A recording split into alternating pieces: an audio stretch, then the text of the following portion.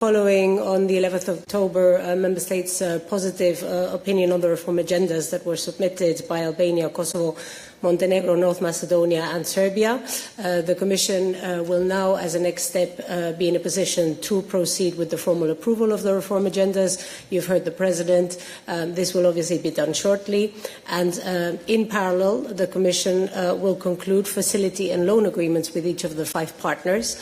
And this, of course, will then allow us to proceed with the disbursements of the pre-financing under the reform agendas. And I mean, the expectation is, of course, to be able to do this as soon as possible. As you can imagine, the loan and the facility agreements will also need to be signed and ratified by our partner countries. So the timings is not 100% in our hands, but I mean, the expectation is to be able to pay as soon as possible. So this is what I can tell you today.